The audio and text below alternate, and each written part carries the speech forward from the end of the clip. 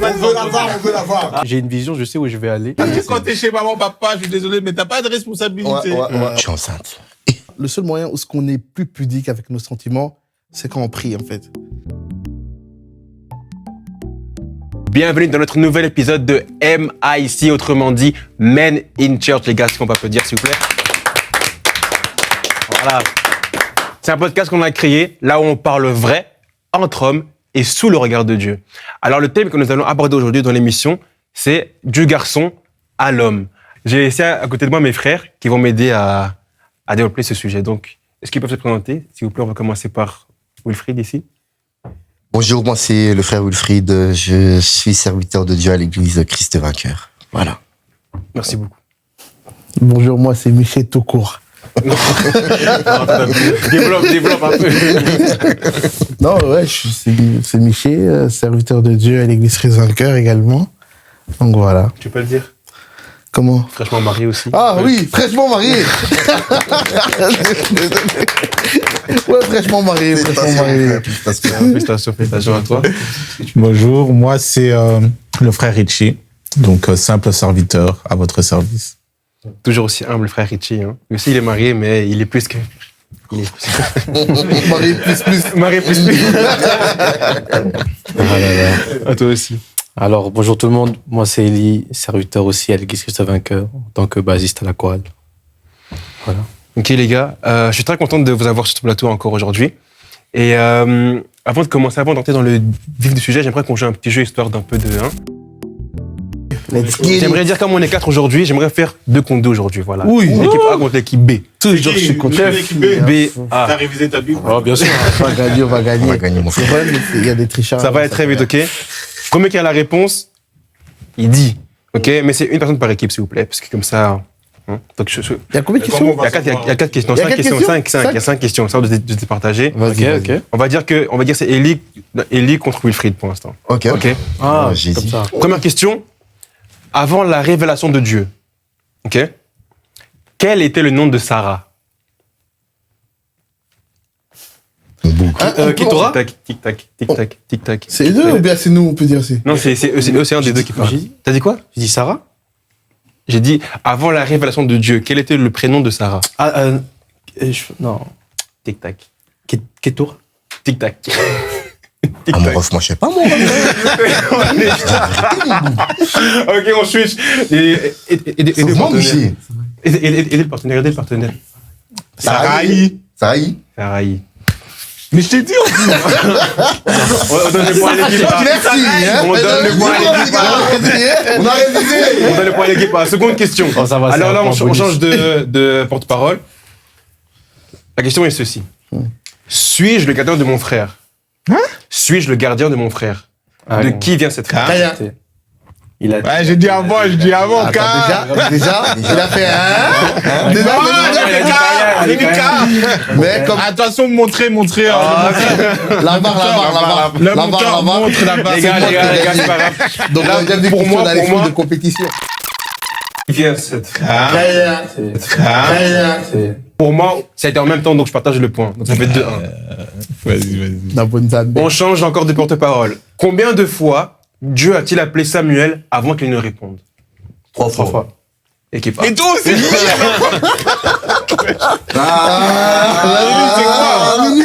Minimum 3. Qui t'adore sa bonne dame. Prochaine question, on rechange encore de porte-parole. Qui a prédit l'arrivée de Jésus et de Jean-Baptiste? Ben, c'est Esaü. Équipe B. Merci. Donc là, aidez-moi pour les points, ça fait 3-2. Non, c'est 2 par 3-2. Ils ont un point en plus que vous. 3-2. 3-2. Ok. La question qui peut chambouler, on va dire, c'est la question à double point. Hein. Regarde, il veut que. les gars, faut encore les enjeux. Il veut que. Là, c'est à... C'est à eux, c'est à eux. c'est à eux. Ok. Je compte. Ok. Attends, c'est à qui? C'est à Willy et Ili. La question est celle-ci. Quel est l'avant-dernier livre de l'Ancien Testament? Malachi. Non, il a soufflé, il a soufflé. Il a eu soufflé, Non, Même le caméraman. on veut la voir. Ah, merci Alex. C'est pas moi, c'est le Saint-Esprit. Ok. La barre. Le On va dire, Saint-Esprit, là, il souffle. Non, là, je suis désolé, on donne le point à l'équipe B. Ah, merci. Mais j'ai quand même une question pour te partager, ok? Comment ça? Si, parce que là, c'est égalité. Non, Non. L'égalité, ça fait rien. De toute façon, dans le royaume des cieux, tout le monde gagne. Tout le monde gagne. Amen. Tout à l'heure, c'est bon, c'est pas. Le point. Dans le royaume des cieux, tout le monde gagne. De toute manière, on a demandé la VAR. Il y a la VAR. Il y aura la VAR, de toute Il n'y a façon. pas de souci, les gars. On retourne dans le sujet, les gars. Là, ça va être une devinette, mais on rentre vraiment dans le sujet maintenant. Le verset que je vais vous lire, vous allez seulement me dire, vous pensez il est dans quel livre et dans quel contexte il a été écrit. Donc, le verset que je lis, c'est « Et Jésus croissait en sagesse, en stature et en grâce devant Dieu et devant les hommes. » Matthieu. Ça, c'est Matthieu. Ou Jean. C'est Matthieu. Luc. C'est Matthieu. Mathieu. Ok, les gars, en fait, il y a trop de réponses. Attends, c'est Matthieu. Soyez sûr. Mais moi, je dis Matthieu. Moi, je dis, soit Matthieu, soit Jean. Chacun pour son. Luc. Mathieu. Eh bien, c'est dans le livre de Luc. Luc chapitre 2, verset 52. Maintenant, il faut expliquer le verset. Explique. Moi, j'ai eu mon point. Ah, est-ce que c'est avec les points? Non, c'est là, c'est vraiment pour exemple dans le sujet. Ah, ok, c'est bon. Le sujet qui est devenir un homme, en fait. Et là, on voit bien que dans la Bible, il est marqué que Jésus croissait en sagesse, donc dans sa mentalité, en stature et en grâce devant Dieu et devant les hommes. Et en fait, ce verset, il vient après le moment où, vous savez, donc Jésus était avec ses parents en ville et tout, et les parents le perdent. Ouais. Les parents le perdent, les parents le cherchent et tout. Finalement, ils le voient en train de prêcher avec les vieux de l'église, les anciens de l'église. ouais. Les anciens de l'église. Et c'est là qu'après, il dit oui, je dois accomplir les œuvres de mon père. Et après, Luc nous dit qu'il croissait en sagesse, en stature, en grâce, devant Dieu, devant les hommes. Mais pour vous, concrètement, ça veut dire quoi devenir un homme? Parce qu'à ce moment-là, pour moi, je sais pas pour vous, mais pour moi, Jésus était déjà un homme. Même s'il n'avait que 12 ans, mais il faisait déjà des choses en mode... voilà, Mais il faisait quoi? il a grandi, il commençait à prêcher, il commençait à parler... Pour moi, il n'était pas encore devenu un homme à cette période-là. Hein. Pourquoi? Parce qu'il n'a encore rien vécu. Je pense qu'il était juste en avance peut-être spirituellement. Il avait compris déjà certaines choses et tout. Spirituellement, mais être un homme. Alors pour vous, c'est quoi alors concrètement? Mais après, pour son jeune âge, on va dire, il était quand même assez lucide. Hein. Genre, il savait ce qu'il faisait. C'était pas quand même... Même s'il avait 12 ans, c'était certes un enfant. C'est sur ça que je partais en fait. Mais en fait, pour vous concrètement, c'est quoi alors devenir un homme? Parce que là, en soi, il a même plus besoin de ses parents, on va dire. Le fait qu'il grandissait en stature, pour moi, c'est pas la période où c'était un homme. C'est la période où il tendait vers être un homme. Être un homme. Totalement. Mais que lorsqu'il est rentré dans son appel, c'est à ce moment-là qu'il est devenu un homme. Un homme. Tu vois? Ouais. C'est à ce moment-là qu'il a été reconnu devant les hommes, qu'il a été reconnu devant tout le monde. Ouais. Qu'il a dit, voici mon fils bien-aimé que j'ai appelé, pour qui j'ai beaucoup d'affection. Ouais. Mais moi, et pour vraiment répondre à ta question textuellement, en fait, être un homme, c'est un état d'esprit, un état de conscience et un état, on va dire, de stature également. C'est pour ça qu'on parle de stature. En fait, être un homme, c'est pas simplement dire. C'est pour ça qu'on a cet adage, en fait, dans le monde de tous les jours, on dit, ouais, un homme, il parle pas, il dit ce qu'il fait. T'as capté? Tu vois, en vérité, être un homme, c'est pour ça que je dis que c'est un état d'esprit. C'est-à-dire que, avant même que tu dises la chose, tu l'as déjà fait. Tu vois? C'est pour ça que pour moi, être un homme, être un homme, c'est tellement simple, mais à la fois tellement difficile. Ouais, je vois. Parce qu'il y a beaucoup de gens qui parlent, mais peu de gens qui réalisent. Oui. Tu vois? Mais l'homme, c'est quelqu'un qui est toujours en action, mais aussi en réflexion. Parce que j'ai dit, c'est un état d'esprit, un état de conscience et un état de stature. C'est ces trois-là qui définissent un homme. Mais quand on parle de stature, excuse-moi, parce que moi, le français, c'est un peu compliqué pour moi aussi. Hein. La stature, c'est par rapport au physique, par rapport La position où tu es, en fait. C'est la stature, c'est la position où tu es à l'instant T. Ok. Tu vois? Tu peux, et, par exemple, moi, aujourd'hui, par la grâce de Dieu, je suis marié. Ouais. Mais, Ça devait venir. ça veut pas dire que, étant donné que je suis marié, je suis spécialement un homme. Il y a des hommes, ils sont mariés, mais c'est pas des hommes. Alors pour toi, c'est quoi Alors, il y a des hommes vraiment- qui sont mariés, c'est pas des hommes. Justement, c'est ça mon point. C'est vraiment ça mon point pour Honnêtement, vous. oui, il y a des hommes, ils sont mariés, C'est quoi leur mais c'est encore des enfants parce que ils sont peut-être, ils ont l'état de stature, mais ils n'ont pas l'état de conscience. Mais c'est quoi alors qui vois, caractérise et vraiment Donc alors pour toi, Pour moi, il faut être ces un homme, trois-là. il faut Attends, il va dire maintenant. Pour moi, être un homme, c'est ces trois-là. Ok. C'est état de stature, état de conscience et état aussi, genre, j'ai dit quoi le troisième? Stature. Conscience et j'ai oublié le troisième. Réflexion. C'est-à-dire que tu dois réfléchir comme un homme, tu dois être en marché comme un homme, tu vois, et tu dois te positionner comme un homme aussi. Mais maintenant, Pour dans moi, le sens où c'est maintenant, ça. si ok, t'as la stature et t'as la réflexion, mais que t'as peut-être pas, je sais pas moi, la position, est-ce qu'on va dire que t'es T'es pas un homme accompli? Mais Ou t'es dans un processus? mais tant que tu es dans un processus, tu es un homme. Parce que tu es dans cette stature-là, tu es en devenir.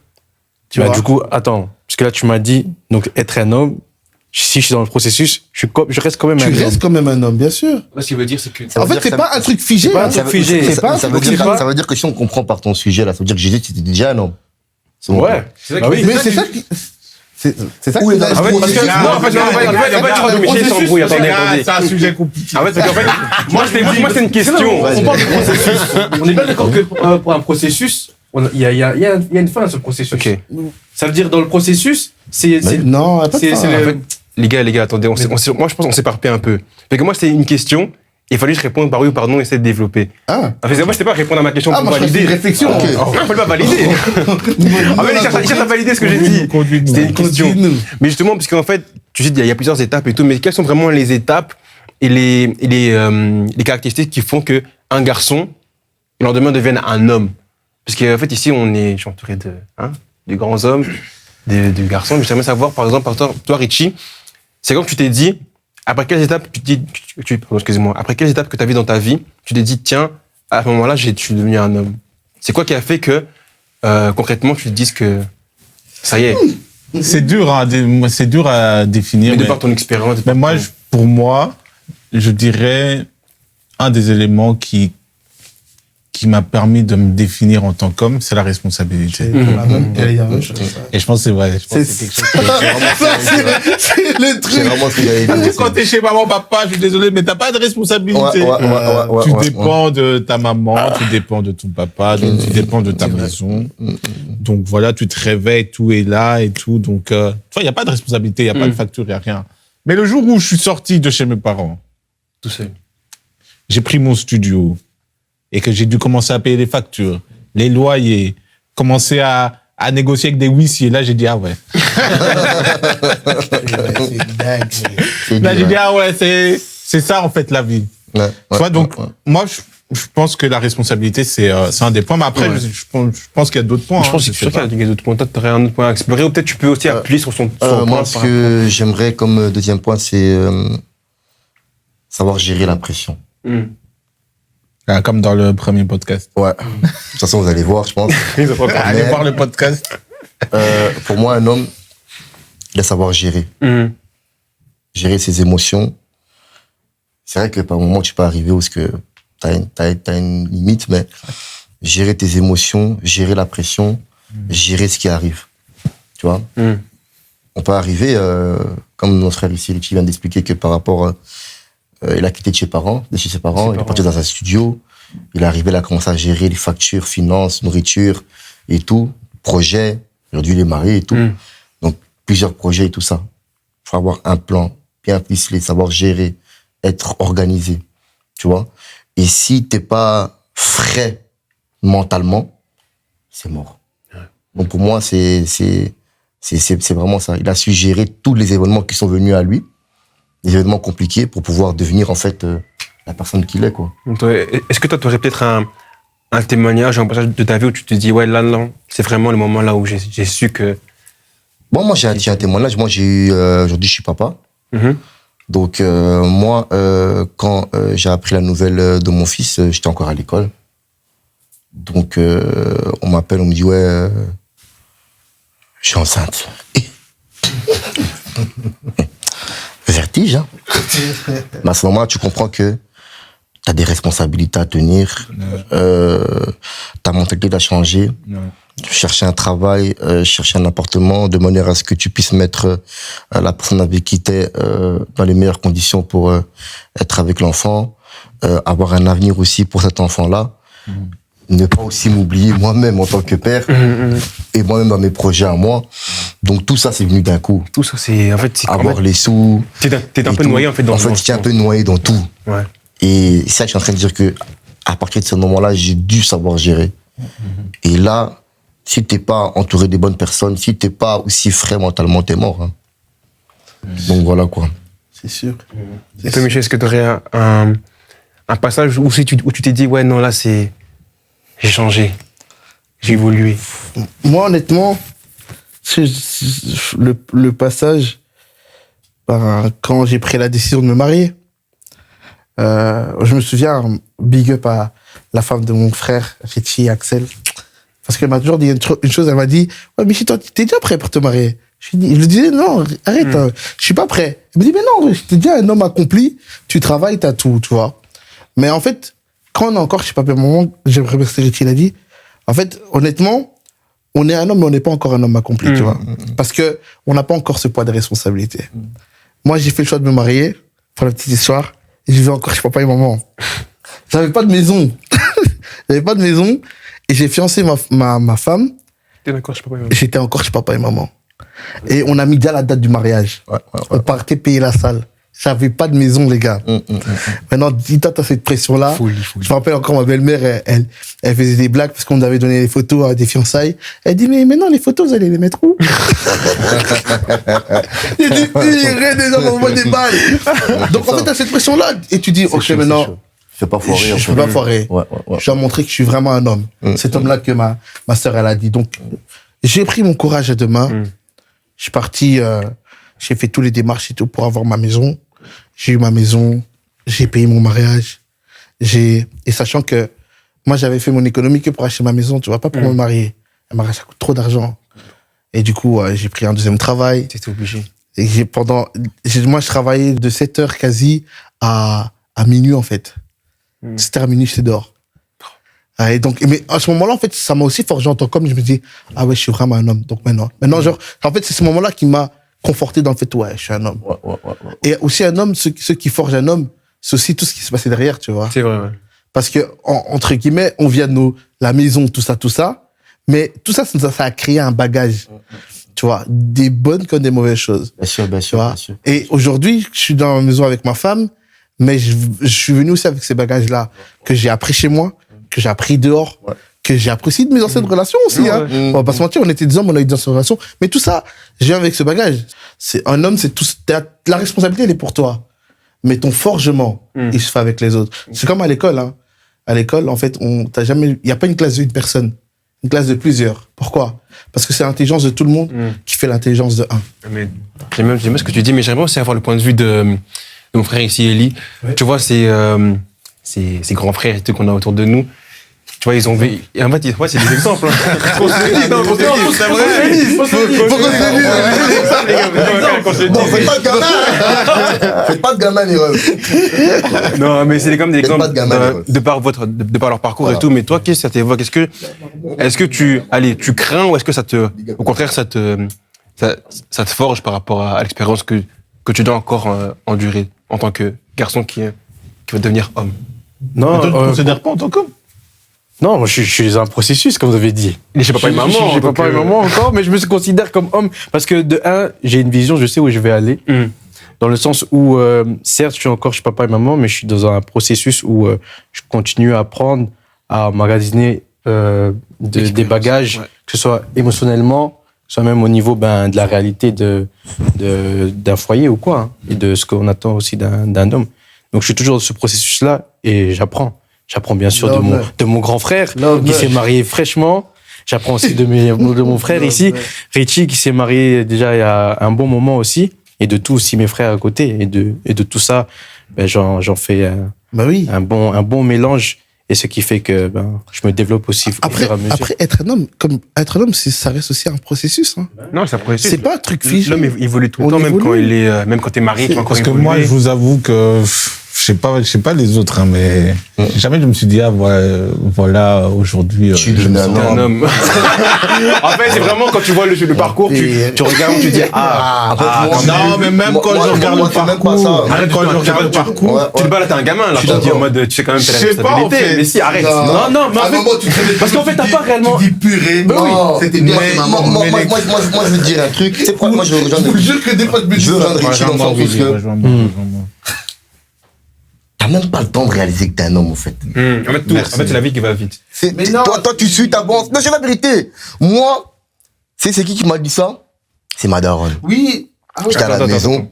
Elle m'a dit, Willy Namoni, comme Mbali. En français, non, t'es devenu un homme.